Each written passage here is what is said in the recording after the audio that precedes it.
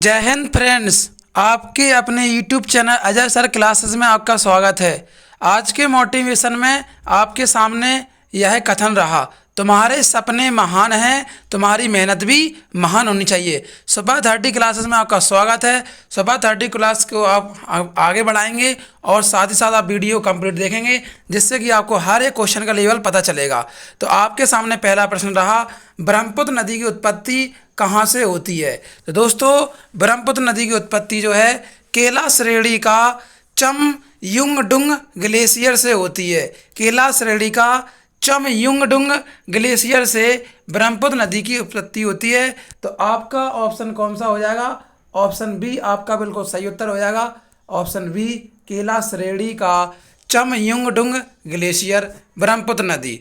ठीक है दोस्तों, एक और फैक्ट बता देता हूँ ब्रह्मपुत्र से। ब्रह्मपुत्र नदी पर असम राज्य में दुनिया का सबसे बड़ा नदी द्वीप बना हुआ है, माजुली नदी द्वीप। दोस्तों, अगला क्वेश्चन आपके सामने आ चुका है। कशेरुका मानव शरीर के किस शारीरिक तंत्र का एक हिस्सा है? तो कशेरुका जो है वो मेरुदंड का एक हिस्सा है। तो ऑप्शन आपका कौन सा सही हो जाएगा? ऑप्शन आपका बी बिल्कुल सही उत्तर हो जाएगा, मेरुदंड। तो दोस्तों, आपको हमारी वीडियो पसंद आ रही होगी तो वीडियो को जल्दी से आप लाइक कर दीजिए और वीडियो के अंत तक बने रहिए, जिससे आपको हर एक क्वेश्चन का लेवल पता चल जाएगा। अगला क्वेश्चन आ चुका है आपके सामने। मुगल बादशाह शाह आलम ने वर्ष डैश में ब्रिटिश इंडिया कंपनी को बंगाल प्रांत का दीवान नियुक्त किया था दोस्तों। तो इसका जो सही उत्तर हो जाएगा, ऑप्शन आपका सी बिल्कुल सही उत्तर हो जाएगा। Option C 1765 is the right answer. तो यहाँ से आपसे प्रश्न पूछ रहा था कि मुगल बादशाह शाह आलम ने 1765 में ब्रिटिश ईस्ट इंडिया कंपनी को बंगाल प्रांत का दीवान नियुक्त किया था। तो आई होप आपको क्लियर हो गया होगा। अगले प्रश्न की ओर चलेंगे। तमिलनाडु का वेल बिल ओरी वीज़ा उत्सव निम्न में से किस महीने में मनाया जाता है? तो दोस्तों, इसका सही उत्तर हो जाएगा अक्टूबर नहीं, अगस्त माह में मनाया जाता है तमिलनाडु का वेल बिल ओरी वीज़ा उत्सव। तो दोस्तों, आपको अच्छे से याद रखना है, तमिलनाडु का वेल बिल ओरी वीज़ा उत्सव जो है अगस्त महीने में मनाया जाता है, जो कि आप सब अच्छे से जानते हैं अगस्त महीना जो होता है लगभग सावन का महीना होता है। तो दोस्तों, क्लियर हो गया होगा। नेक्स्ट प्रश्न आपके सामने आ गया है। मेलाटोनिन डैश के प्रवेश को रोकने हेतु कोशिका में प्रोटीन को एनकोड करता है। तो मेलाटोनिन जो है दोस्तों, जो अपने मस्तिष्क में पाया जाता है, कह रहा है कि वायरस के प्रवेश को रोकने हेतु कोशिकाओं में प्रोटीन को एनकोड करता है। तो आपका दोस्तों उत्तर हो जाएगा ऑप्शन डी, वायरस। तो मेलाटोनिन वायरस के प्रवेश को रोकने के लिए कार्य करता है, जिससे कोशिका में प्रोटीन को एनकोड कर लेता है। अगला क्वेश्चन दोस्तों, जनवरी 2023 की स्थिति के अनुसार एथलेटिक्स फेडरेशन ऑफ इंडिया के अध्यक्ष कौन थे? तो आपका सही उत्तर हो जाएगा आदिल शुमारीवाला। तो दोस्तों, मैंने 21 की जगह 23 इसलिए पढ़ा क्योंकि अभी भी ये अध्यक्ष हैं, इसलिए आपको अच्छे से याद रखना है कि आदिल शुमारीवाला जो हैं आपके सही उत्तर हैं। एथलीट फेडरेशन ऑफ इंडिया के ये अध्यक्ष अभी भी हैं। तो यह आपको क्लियर हो गया होगा। अगला क्वेश्चन, 1 मीटर में कितने माइक्रोन होता है दोस्तों? तो 1 मीटर में दोस्तों यहाँ पर आपको दिख रहा है कि 10 लाख माइक्रोन होता है दोस्तों। कितना होता है? 10 लाख माइक्रोन। आपका बिल्कुल सही उत्तर हो जाएगा। अगला प्रश्न, निम्न अर्थशास्त्रियों में से किसने सीमांत उपयोगिता ह्रास का नियम प्रतिपादित किया था? तो इसका सही उत्तर दोस्तों अपना हो जाएगा H.H. गाउसेन आपका बिल्कुल सही उत्तर हो जाएगा। अगला प्रश्न आपके सामने आ चुका है। निम्न में से कौन सा कथन सकारात्मक अर्थशास्त्र से संबंधित है दोस्तों? तो इसका सही उत्तर हो जाएगा जो सकारात्मक अर्थशास्त्र है, ऑप्शन सी, मुद्रा आपूर्ति में वृद्धि का अर्थ अर्थव्यवस्था में वृद्धि। तो दोस्तों, मुद्रा की पूर्ति में वृद्धि होना वो अर्थव्यवस्था की वृद्धि कहलाती है। तो आप समझ गए हैं, ये सकारात्मक अर्थव्यवस्था था। अगला प्रश्न इतिहास से, स्वराज पार्टी के निर्माण में मोतीलाल नेहरू के साथ निम्न में से किसकी प्रमुख भूमिका थी? तो स्वराज पार्टी में मोतीलाल नेहरू के साथ दोस्तों किनकी भूमिका थी? तो मोतीलाल नेहरू के साथ दोस्तों जो अहम भूमिका थी वो किनकी थी? चित्तरंजन दास की थी। तो यहाँ पर सही उत्तर हो जाएगा अपना option A, Chittaranjan Das, Swaraj party. Clear दोस्तों। अगला क्वेश्चन, गंगा नदी बिहार राज्य को डैश भागों में विभाजित करती है?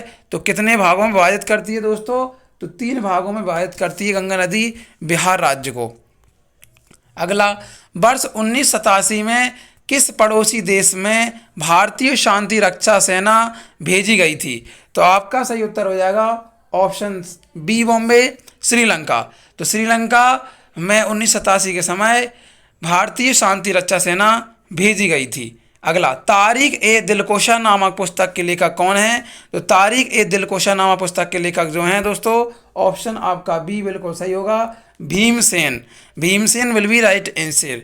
अगला क्वेश्चन, एरला, वरना और डिंडी ये 3 किस नदी की सहायक नदियां हैं? तो एरला, वरना, डिंडी कृष्णा नदी की सहायक नदियां हैं। तो आपका सही उत्तर हो जाएगा option B, Krishna is the right answer. अगले क्वेश्चन की ओर चलेंगे, निम्न में से कौन सा तत्व एकल परमाणु इकाई से संबंधित है दोस्तों? तो यहाँ पर आपसे पूछ रहा है एकल परमाणु इकाई, तो आपको यहाँ पर ऑप्शन बी बिल्कुल सही नज़र आ रहा है। तो ऑप्शन बी सोना आपका बिल्कुल सही है। निम्न में से कौन सा पादप के मूल तंत्र के मुख्य कार्यों में शामिल नहीं है? तो पादप के मूल तंत्र के मुख्य कार्यों में जो शामिल नहीं है वो पौधे के हिस्सों को भोजन की आपूर्ति। तो ऑप्शन बी बिल्कुल सही उत्तर होगा, पौधे के हिस्सों को भोजन की आपूर्ति। Option B will be right answer. अगला क्वेश्चन, महावीर जिन्हें पाली साहित्य में निघंता नाटापुत्र के नाम से जाना जाता है, डैश ने नामक धर्म की स्थापना की थी? तो दोस्तों यहाँ पर आप समझ गए होंगे कि जैन धर्म। महावीर जिन्हें पाली साहित्य में निघंता नाटापुत्र के नाम से जाना जाता है, वो डैश नामक धर्म की स्थापना की थी? तो जैन धर्म की स्थापना महावीर स्वामी ने की थी। ऑप्शन सी अपना बिल्कुल सही उत्तर है। मिसमी, डाफला, अबोर जो यहाँ पर पहाड़ियाँ हैं वो अरुणाचल प्रदेश में है दोस्तों। तो मैंने अभी किस पहाड़ी का नाम लिया? मिसमी। तो इडू मिसमी जो भाषा है दोस्तों वो कहाँ की हो जाएगी? आप समझ ही गए हैं दोस्तों। तो यहाँ पर आपका अरुणाचल प्रदेश बिल्कुल सही उत्तर हो जाएगा। अगला प्रश्न, रामायण के अनुसार डैश का दूसरा नाम रत्नाकर था? तो रामायण के अनुसार दोस्तों डैश का मतलब वाल्मीकि जी का दूसरा नाम रत्नाकर था। तो आपको अच्छे से याद रखना पड़ेगा, वाल्मीकि जी का दूसरा नाम रत्नाकर था। वाल्मीकि जी रामायण के रचयिता हैं। महाभारत के रचयिता कौन हैं? आप हमें कमेंट बॉक्स में इसका उत्तर देंगे। अगला, मैनामती और गोपी चंद्र की कहानी निम्न में से किस साहित्यिक कृति का हिस्सा है? तो आपका इसका सही उत्तर हो जाएगा दोस्तों नाथ साहित्य। नाथ साहित्य आपका बिल्कुल सही उत्तर हो जाएगा। अगले क्वेश्चन की ओर चलेंगे फ्रेंड्स, आम का वानस्पतिक नाम क्या है? तो आम का जो वनस्पति नाम है दोस्तों वो कौन सा है? ऑप्शन बी हो जाएगा मैंगीफेरा इंडिका। मैंगीफेरा इंडिका आम का वानस्पतिक नाम है, मैंगीफेरा इंडिका। ठीक है दोस्तों। असम का राज्य पशु कौन सा है? तो असम आपको पता ही है, बहुत ही बढ़िया पार्क है Kaziranga national park. Kaziranga national park में एक सींग वाला गेंडा पाया जाता है। तो वही असम राज्य का क्या है? पशु है, राज्य की है। तो ऑप्शन आपका डी बिल्कुल सही उत्तर हो जाएगा, एक सींग वाला गेंडा। अगला, भारत के संविधान के अनुसार आप देखेंगे कि अनुच्छेद कौन सा है जो देश के सभी उच्च न्यायालयों के लिए अंग्रेजी आधिकारिक भाषा है? तो यहाँ पर बहुत बेस्ट क्वेश्चन आपसे पूछा है कि देश के सभी उच्च न्यायालय के लिए अंग्रेजी आधिकारिक भाषा है। तो ये अनुच्छेद 348(1) में या फिर 348(a) में या फिर 348 का में इस चीज़ का वर्णन है फ्रेंड्स। तो अगले क्वेश्चन के चलें, क्लियर हो चुका था वो आपको। निम्न में से किसने सबसे पहले यह निष्कर्ष निकाला कि निर्वात में सभी वस्तुएं समान त्वरण जी के साथ गिरती हैं और एक ही समय में जमीन पर आती हैं? तो दोस्तों बहुत ही इजी क्वेश्चन था, आपको पहले से पता है, बचपन से पढ़ा होगा। गैलीलियो गैलीली ने यह निष्कर्ष निकाला था। तो ऑप्शन ए आपका बिल्कुल सही उत्तर हो जाएगा। अगला question, Bombay stock exchange Bharat में सोने और डैश में कमोडिटी डेरिवेटिव अनुबंध शुरू करने वाला पहला स्टॉक एक्सचेंज है। तो आपका सही उत्तर हो जाएगा सोना और चांदी। ठीक है दोस्तों, बॉम्बे स्टॉक एक्सचेंज की स्थापना आपको पता ही है, एशिया का ये सबसे बड़ा और पहला है। 1875 में इसकी स्थापना हुई थी। नेशनल स्टॉक एक्सचेंज की स्थापना कब हुई थी? आपको अच्छे से पता है कि इसका मुख्यालय तो बॉम्बे में, वो बॉम्बे क्या मुंबई में है, पुराना नाम है बॉम्बे। तो आपको नेशनल स्टॉक एक्सचेंज मतलब कहने का है कि NSE का जो मुख्यालय है वो कहाँ पर है, आप हमको कमेंट बॉक्स में बताएंगे दोस्तों। तो छाप दो कमेंट बॉक्स में, नेशनल स्टॉक एक्सचेंज का मुख्यालय कहाँ पर है, कमेंट बॉक्स में आप छाप दीजिए। अगला क्वेश्चन, निम्न में से किसे मनोविश्लेषण के संस्थापक के रूप में जाना जाता है? तो मनोविश्लेषण के संस्थापक के रूप में किसे जाना जाता है? आप कहेंगे Sigmund Freud. Sigmund Freud is the right answer. तो आप समझ गए हैं कि यहाँ पर ऑप्शन आपका कौन सा? ऑप्शन आपका डी बिल्कुल सही उत्तर हो जाएगा। सिगमंड फ्राइड जो हैं मनोवैज्ञानिक हैं। तो क्लियर हो पा रहा है आपको? तो ऑप्शन आपका डी, सिगमंड फ्राइड मनोवैज्ञानिक संस्था के रूप में जाने जाते हैं, उनके संस्थापक। अगला, चंद्रगुप्त ने डैश के खिलाफ विद्रोह का नेतृत्व किया और उन्हें हराया भी था, पराजित कर दिया था। तो आपका सही उत्तर हो जाएगा option A, Chandra will be right answer. Nand को उन्होंने हराया था, नंद होगा दोस्तों, क्षमा करना। चंद्रगुप्त ने नंद के खिलाफ विद्रोह किया और उन्हें हराया था। ठीक है। चंदन का पेड़ आप देख रहे हैं, चंदन का पेड़ किस प्रकार के वनों में उगता है? तो चंदन का जो पेड़ है दोस्तों वो उष्णकटिबंधीय पर्णपाती वन में उगता है। तो ऑप्शन आपका पहला बिल्कुल सही उत्तर हो जाएगा, चंदन का पेड़।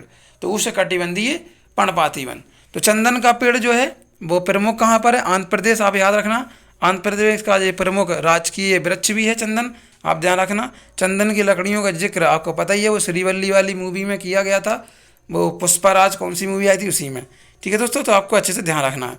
अगले क्वेश्चन को चलेंगे, निम्न में से किस स्थान पर उगने वाले पौधे रात में कार्बन डाइऑक्साइड लेते हैं? तो भाई साहब आपको अच्छे से बताया, राजस्थान क्षेत्र है जो अपना पश्चिमी भाग है भारत का, वहाँ पर आप देखेंगे कि रात में कार्बन डाइऑक्साइड लेते हैं, जैसे कि नागफनी वगैरह हैं और भी बहुत सारे पेड़ हैं। तो ऑप्शन आपका डी, राजस्थान बिल्कुल सही उत्तर हो जाएगा, जो कि राजस्थान में आप देख रहे हैं क्या है, रेगिस्तान है। तो ऑप्शन आपका कौन सा? ऑप्शन डी आपका बिल्कुल सही उत्तर हो जाएगा। अगला क्वेश्चन, एक अक्षांकीय कोड जो NEFT प्रणाली में सहयोगी बैंक की शाखाओं की विशिष्ट पहचान करता है। तो इसका सही उत्तर हो जाएगा दोस्तों ऑप्शन आपका सी, मतलब कहने का है कि IFC कोड। IFC कोड बिल्कुल सही उत्तर होगा। हर एक चीज़ में सहभागी बैंकों की शाखाओं से स्पष्ट निकलता है। NEFT के लिए IFC कोड लगना अनिवार्य है। तो ऑप्शन आपका सी बिल्कुल सही उत्तर हो जाएगा। दोस्तों मैंने आपके लिए बहुत ही मेहनत से वीडियो बनाई, तो एक लाइक तो बनता ही है, और जिन्होंने अभी तक सब्सक्राइब नहीं किया है तो हमारी वीडियो को आप देखते रहें। सब्सक्राइब करेंगे तो आपको बेल आइकन दबाना पड़ेगा, जिससे कि आपको सबसे पहले नोटिफिकेशन मिल जाएगा और हमारी वीडियो आप अंत तक देख सकते हैं, बढ़िया से एंजॉय कर सकते हैं किस तरह से पेपर का लेवल रहता है। तो दोस्तों आज की क्लास में हम यहीं तक रखते हैं, हम आपसे विदाई लेना चाहते हैं। Thank you for watching, wish you all the best everybody.